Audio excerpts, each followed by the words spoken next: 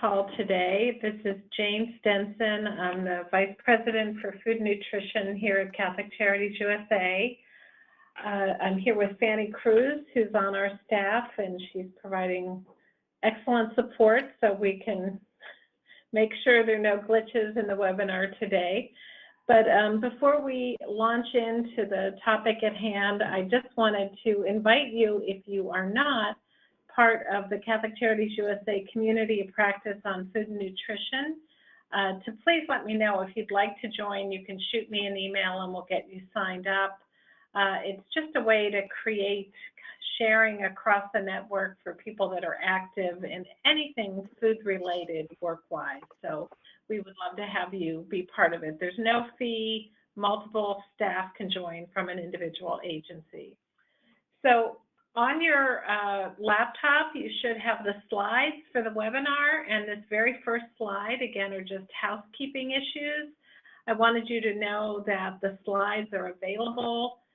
There is a button on your desktop when you're in the meeting that says handouts. Just click that. You can pull down all of the slides or save them in a file.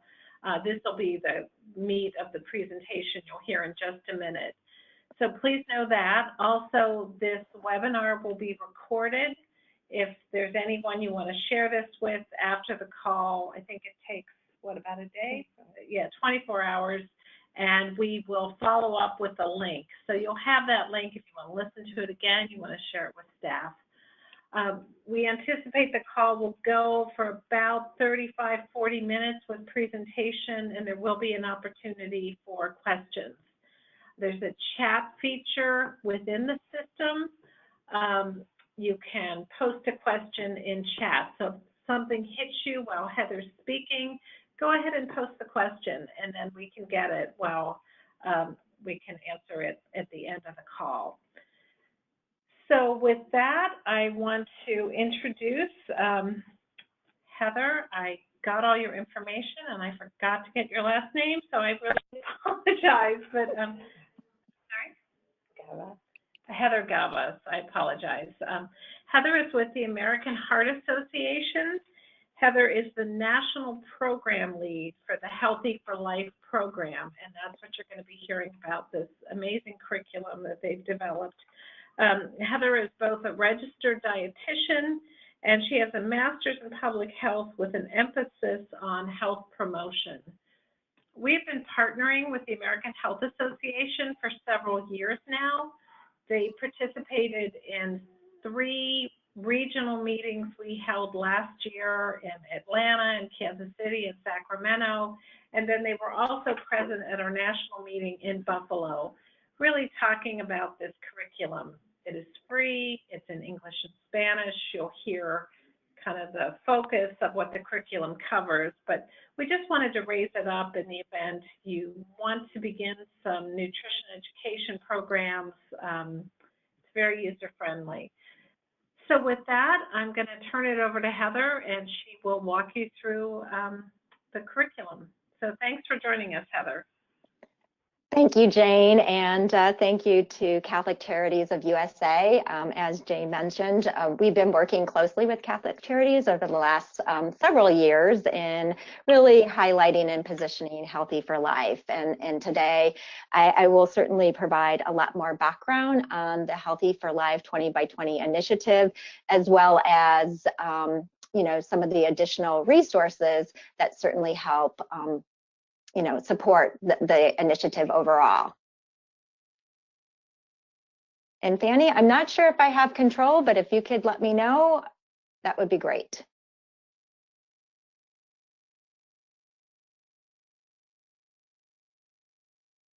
Another minute and we'll get the slides going. Okay.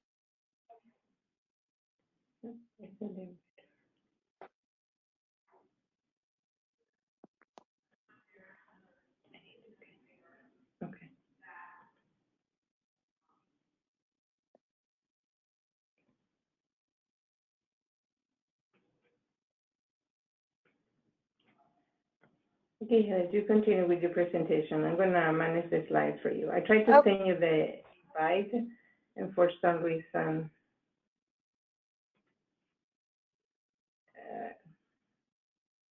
isn't working. Okay. I'm going to finish this slide. Okay. So again, what I hope to cover today in terms of an agenda, which is noted on slide 2, is really starting out in setting the stage with the why, certainly giving you some more background about what Healthy for Life 20 by 20 is, as well as providing a deeper look in terms of what we call now our Healthy for Life Facilitator Hub, as well as the educational experiences.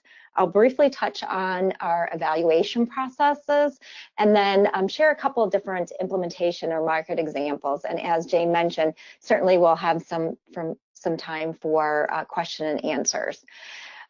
So on slide 3, I think it's important that we briefly talk about the why and the need. I'm sure this is not new news for all of you, but certainly that sets the impetus for why we've decided to partner with the American Heart Association. So unfortunately, the reality is only 1 in 10 U.S. adults are eating the recommended daily amounts of fruits and vegetables. And, certainly on average, consumers are eating too much sodium. It's, twice the amount of our recommendation, which is 1,500 milligrams a day. And certainly by consuming too much sodium can certainly raise blood pressure and ultimately increases one's risk of heart attack, stroke, and kidney disease. Certainly, we also recognize that an individual's diet quality is impacted by several different variables, often which includes accessibility and affordability. So looking at our overall partnership, which is noted on slide 4, we really look at the opportunity. There was an opportunity to join forces with a national and global provider, Airmark. And our commitment is that we are to improve the health of all Americans by 20% by 2020. And that would be done through empowering people to make healthy food, nutrition, and lifestyle choices. So in looking at slide 5, we have a 5-year relationship, again, that was established in 2015. We're currently in our 4th year of this relationship with Airmark. In totality, there are really 4 key focus areas within our broader relationship. The first one is menu impact and innovation, and that is, at the time that we made this commitment collectively, part of that commitment was a reduction in calories, saturated fat, and sodium by 20% in all of, across Airmark's menu, while at the same time improving and increasing fruits, vegetables, and whole grains. And, to date, we've been able to achieve a 15% reduction in calories, saturated fat, and sodium. So well along the journey with our menu impact and innovation work. The second focus area is consumer awareness, and this is really broad in that, really looking at proactively communicating, whether it's through digital means or other means, to share the nutrition and lifestyle messages. And that, and that's not only through the, thousands of distribution channels and delivery channels that Airmark has, but also through the American Heart Association. The third is really just the continued support of providing resources for employees to improve their own health and well-being, not only for themselves, but certainly their families as well. And then the last, which is really the focal point for today, is around community engagement. If you are interested in just looking at some of our successes to date, there are a couple links in the PowerPoint slide that you will have access to. The last one that's noted is our impact report. And so our 3rd year impact report was just recently released a couple of weeks ago in mid-February. So certainly encourage you to take a look at that if you do have some at a time. So looking at slide 6, let's just jump in and talk about our community engagement program. So this is a program which is aimed at changing the relationship with food and nutrition, certainly by inspiring individuals as well as their families to make healthy food choices as part of their everyday lives. And how we're doing that, it's not as simple as a 1, 2, 3 process as it sort of maps out here on the slide, but overall it is around engaging and empowering communities, particularly those that are in greatest need. Certainly that's done through working with community-based organizations, centers and organizations, just to provide impactful programs, and then ultimately is equipping the individuals with those new skills to make healthy changes. In our first year with Healthy for Life and our community engagement work, we did pilot a proof of concept, which was really utilizing the educational materials that we had created in using those within 5 different social service organizations in 3 different markets, which included Philadelphia, Chicago, and Houston. And through that initial proof of concept, we were able to demonstrate positive results, particularly around fruit and vegetable consumption. And then certainly I'll share later in the presentation what our results currently are reflecting. So moving on to slide 7, just to talk a little bit more about the evolution of our community engagement work, since we are currently in our 4th year. Certainly, even though we were able to demonstrate those positive results in year 1, we still needed to continue to really validate the replication model that we had previously tested. Also wanted to better quantify what was the minimum frequency in which the educational experiences needed to be delivered, and ultimately to achieve that behavior change that we were seeking. And then certainly, as you'll hear later, we do have a measurement and evaluation process, and we just continue to refine that year over year. As we moved into year 3, which just wrapped up in July of 2018, our real focal point in our 3rd year of our community engagement work was around sustainability and scaling. And particularly around sustainability, it was positioning Healthy for Life and its educational experiences really to be flexible, as well as offering it to be easily integrated within existing programs. Certainly, we continue just to simplify the evaluation process based on the feedback that we were getting from our community partners. Certainly, in terms of scaling, we continue to add additional resources, one of which was a funding toolkit. So this allowed organizations and individuals to have some specific guidance on how they might go out and seek some local sponsorship and or underwriting just to support the implementation of Healthy for Life. And then we continue to provide those ongoing training opportunities. Sometimes they're through a webinar like today. Other times it's really, those in-person opportunities. And again, we've had those opportunities with Catholic Charities. So I'm on slide 9, and we're in our 4th year of our community engagement work. And so our focal point is really around expanding and accelerating our community engagement work. And one of the new tools that we have recently unveiled is our Healthy for Life Facilitator Hub. I'll give you a glimpse of that in just a moment, but the Facilitator Hub is intended to be that one-stop shop or where, again, you and or others can really access a comprehensive set of resources, everything from an online orientation to a welcome toolkit, all the educational experiences that I'll speak about in just a moment. And then we'll continue with our ongoing training as well as networking opportunities this particular year. So again, our community engagement work is, intended to equip families, particularly in underserved communities, with not only the knowledge, but the skills and confidence to prepare those healthy meals at home. And that is predominantly done through what we, say is a facilitated food discovery experience. It's intended to be interactive, which would include everything from healthy food tastings to cooking demos, going to a local grocery store as part of a field trip, ultimately to build that food literacy within an individual as well as their family. The American Heart Association is certainly a strong science organization, and so everything that we do provide is science-based, and certainly the curriculum has been evaluated over time, and most recently has been approved and is now included in the SNAP-Ed library. Another benefit, sort of indirectly, of our community engagement work is that, you know, like-minded individuals are coming together, and really does, you know, ultimately create this support system with that ultimate desire just to learn how to eat and cook healthy. On slide 10, it provides a lot of detailed information.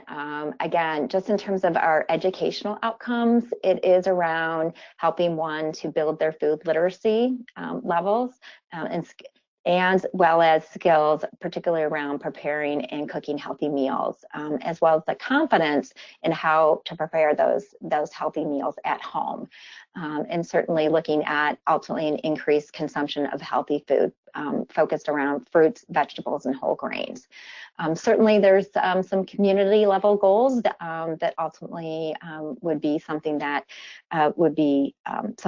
would, you know, we would lend itself to work towards as well.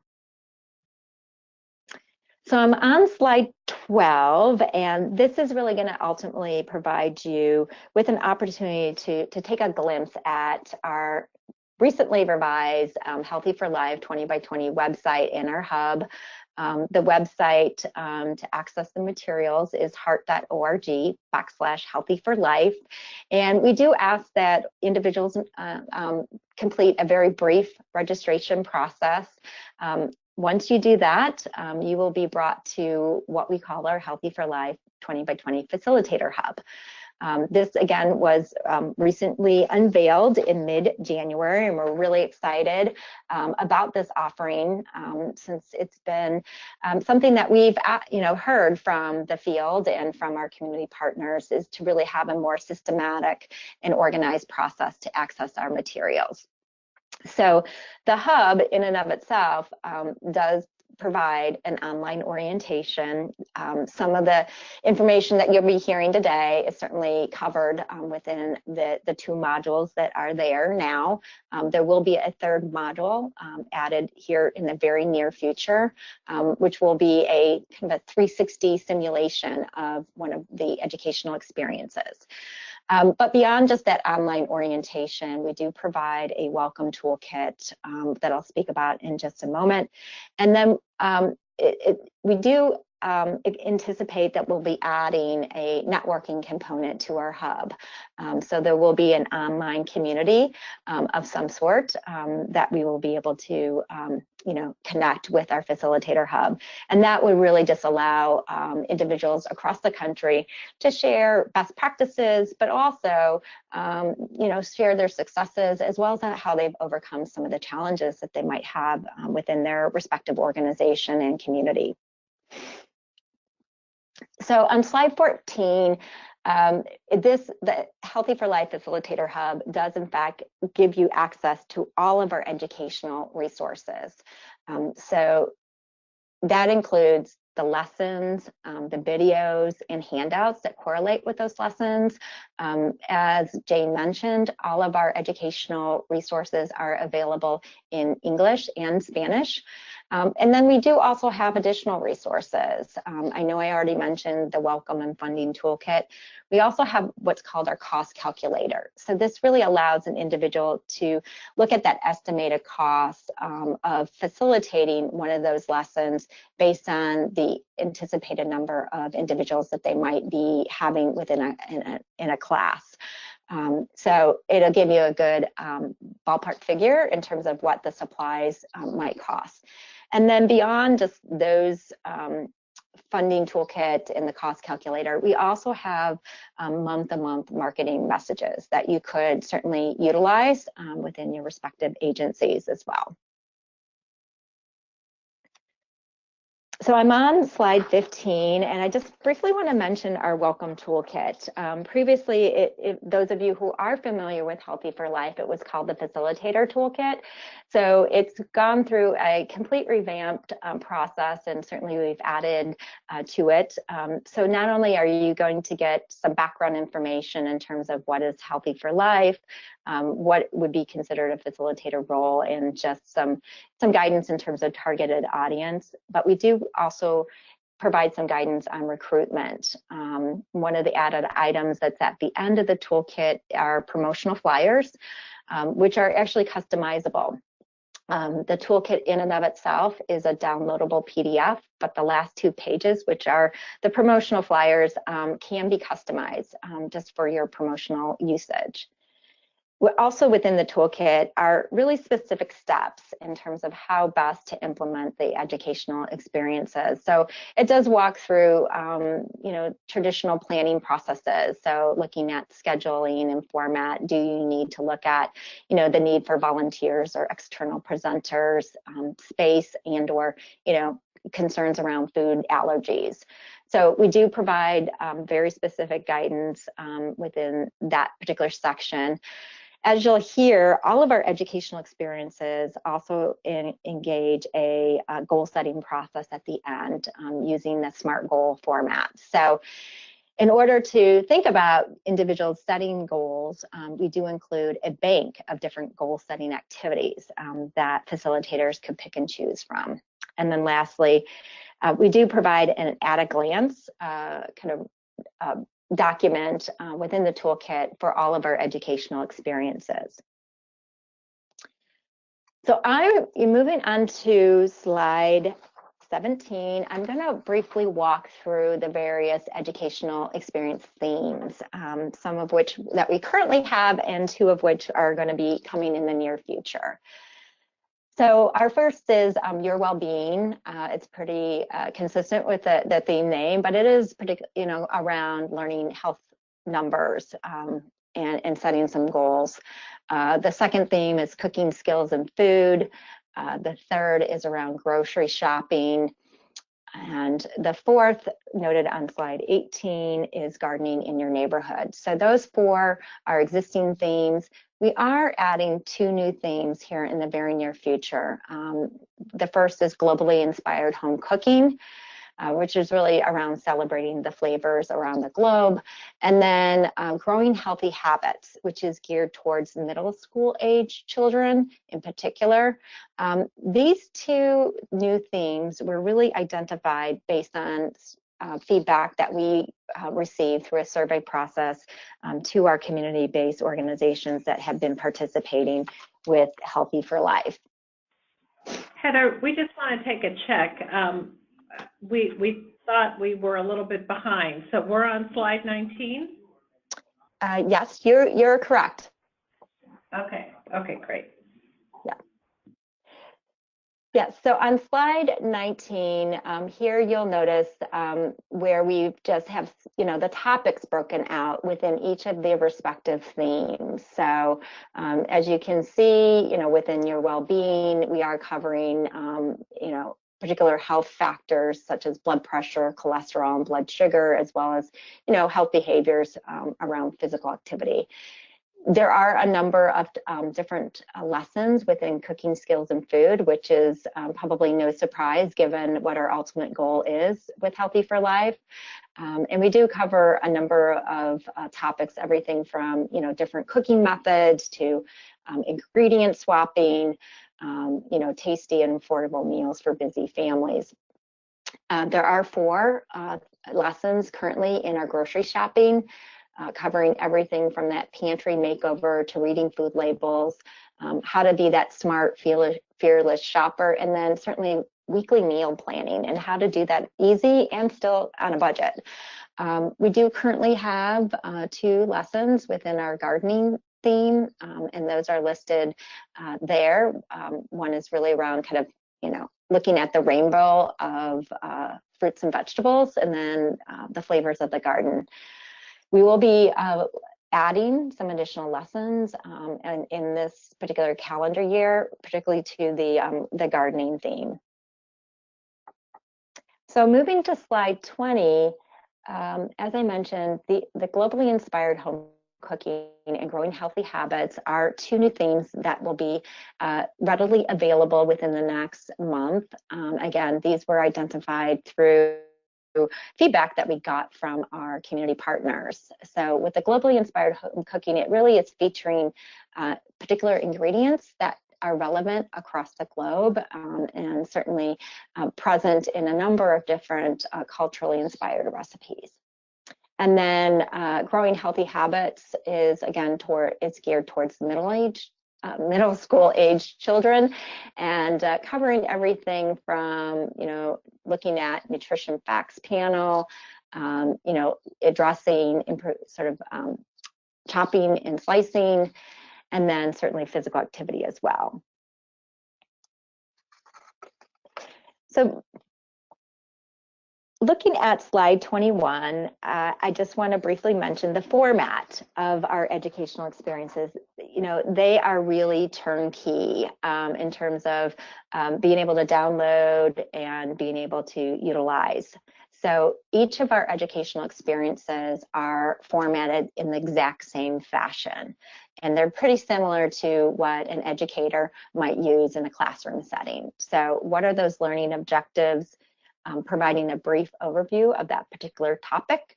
And then certainly there are talking points that align with the demonstration that was within that particular lesson, and then also talking points for the interactive activity.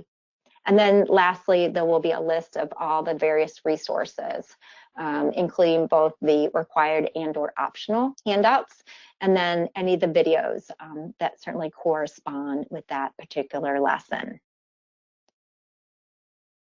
On slide 22 and on 23, just gives you a snapshot. I know this is fairly small to see on the slides, but nonetheless, just to give you a sense of how those educational experiences are organized. So, certainly you can see that you'll have the learning objectives right at the top right, and then a brief description, and then there are some details in terms of the setup, space setup, what are those handouts, what kind of demo supplies you might need, as well as the activity ingredients and supplies. And then it will go through the talking points for each of the specific, not only demo, but also the activity. As I mentioned earlier, all of our educational experiences do have individuals set a SMART goal. And so one of the last handouts that you'll see is something that would be utilized by those that are participating. So that is, mentioned here on slide 23 to give you an example of that. So shifting gears and talking about our evaluation process and resources. So I'm on slide 25. As I mentioned, our evaluation process has been refined year to year. And within the American Heart Association, we're very fortunate in that we have a Center for Health Metrics and Evaluation, which has been working alongside the Healthy for Life team and really establishing the evaluation process as well as tools.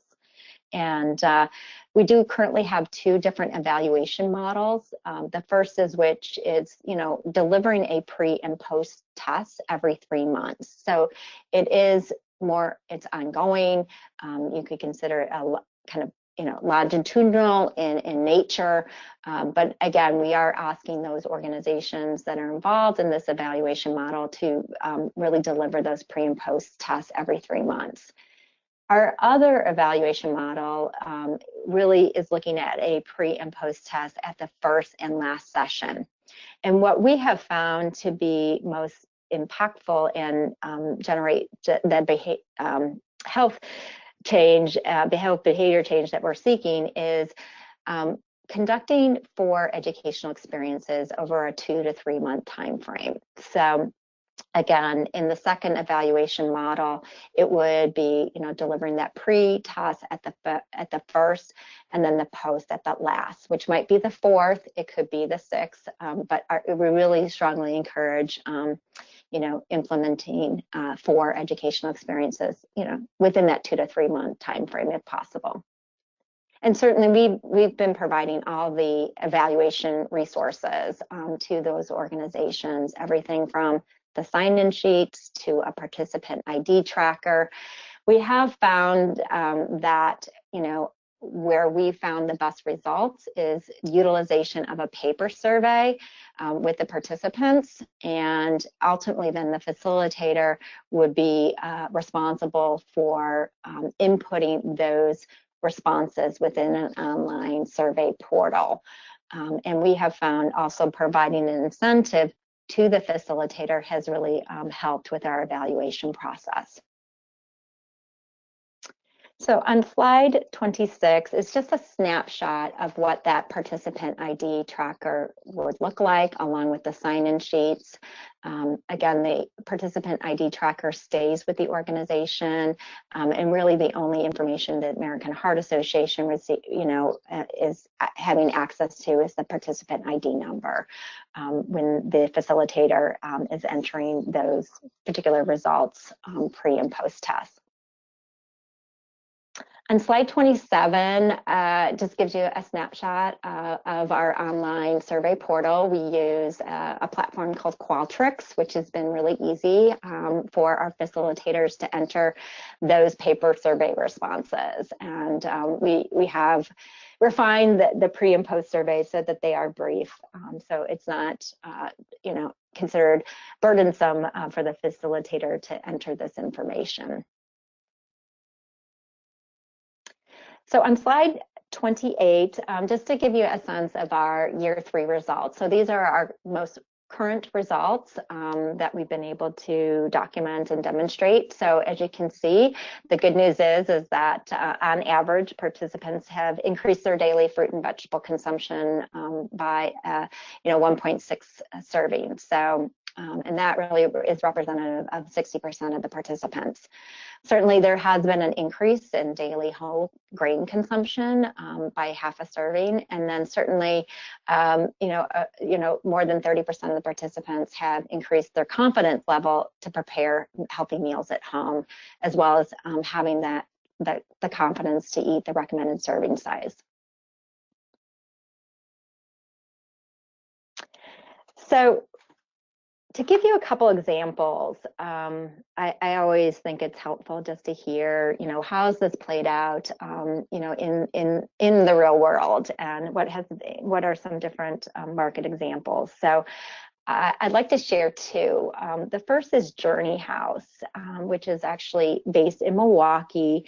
They are a nonprofit organization that is focused on empowering families, particularly in the south side of Milwaukee, to move out of poverty. And in fact, some of you might be familiar with the organization, but they do that through not only adult education and youth development, but also workforce readiness and family engagement as well. And they found success in choosing to utilize for the educational experiences within their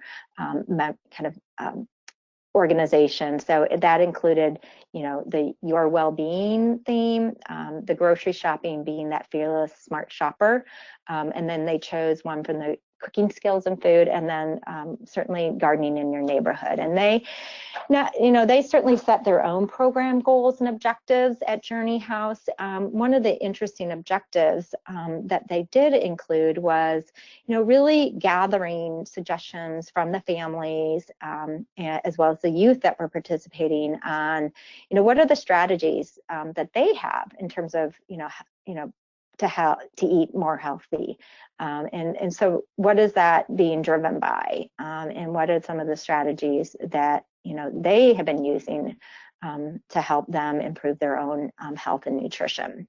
So I thought that was kind of an interesting perspective, that it was above and beyond just the looking at fruit and vegetable consumption, but particularly what are those strategies that would help them overcome any of their particular challenges.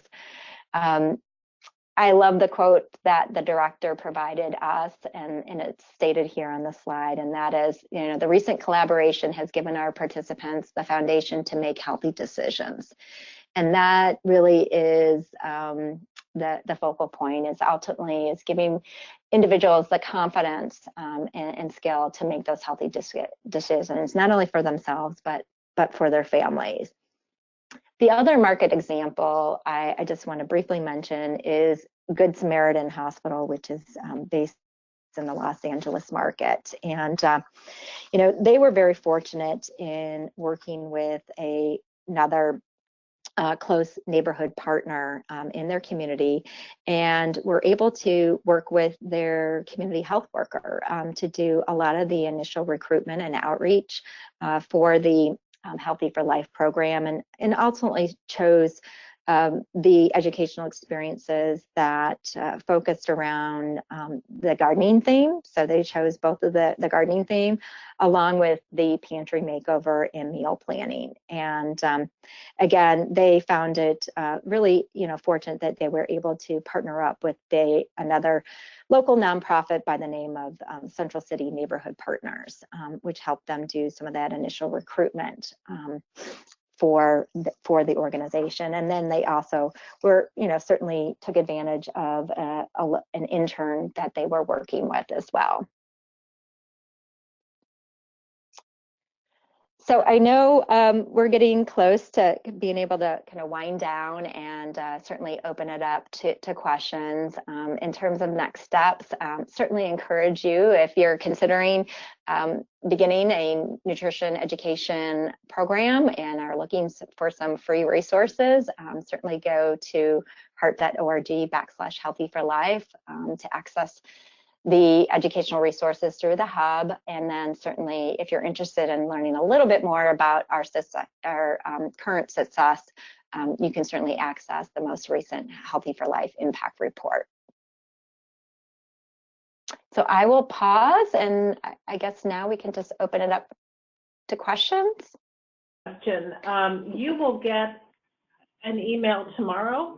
The question is, how do I access this webinar to be able to send it to someone else in our organization? You will get another email tomorrow with the recorded link. So you can click on that. You'll have the slides and the recording of the webinar. So any colleague or whoever you want to share that with will be able to listen in. I do want to remind you, if you go to handouts, which should be on the right-hand side of your screen, there should be a button for handouts. If you click that, you can pull down the full PowerPoint. But I think the best thing to do if you're intrigued at all is to go to the website and just explore in that facilitator hub and look at some of the curriculum, and that just begin to play with it, and I think you'll get a sense as to how you can use it. Heather, I wanted to ask you, we don't have any specific questions, but I know we looked at this because we had to build in what our evaluation would be for the AmeriCorps grant, and how many, how do you, when you say 1.61 increase their uptake of fruits and vegetables, how many sessions would they have to participate in, or what is that measure, if you could speak to that, that really shows impact? Because I know you have multiple modules and some agencies may not be able to do all of them, but what would be that minimal number? Yeah, so as I mentioned before, the minimum would be 4 educational experiences within a 2 to 3 month time frame. If you're able to do more, that would be preferred, but that's one of the kind of the minimum that we would ideally recommend. Okay, that's great. It looks like we have one more question. We're just trying to get that up.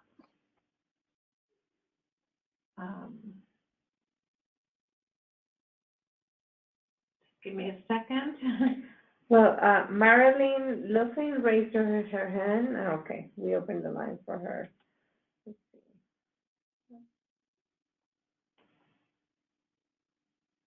Okay, if you have any more specific questions, just type them into the chat box.